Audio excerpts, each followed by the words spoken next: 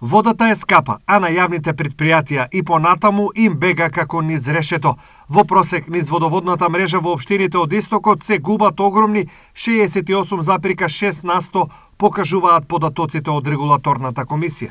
Загубите на вода се поделени на неприходувана вода, односно вода која се губи низ дупнати водоводни цевки, и нефактурирана вода, во која влегува потрошената вода за пиење која се користи за испирање на резервоари, фонтани, полевање на јавни површини и слично. Објаснуваат од регулаторна.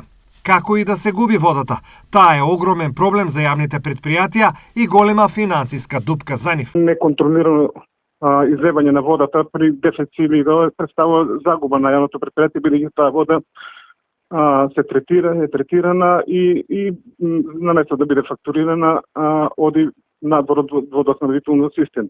Па секако представува трошок на предпријатието, бидејќи се трошат средства за третирање, алуминиум сулфат, полиелектролит, хлор, се трошат средства за пумпање на нова вода во летните периоди кога работат, кога има поголема потрошувачка и представува трошок на јавното комунално предпријатие. До кога овој проблем ќе ги руши сите финансиски планови на јавните предпријатија, а граѓаните ќе плаќаат високи сметки? Сервисирањето на водоводната линија, иако е навремено, се со цел да се намалат загубите на водата и да немаме поголеми прекини на водоснабдување, според моменталната финансиска состојба и според покачените цени на сите водоводни материјали, ситуацијата од ден на ден се станува се потешка, бидејќи со оглед на нашите приходи, расходите за сервисирање на истата се многу поголеми.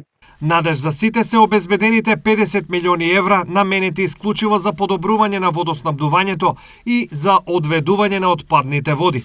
Истите ќе се распределат до општините преку Министерството за транспорт и врски.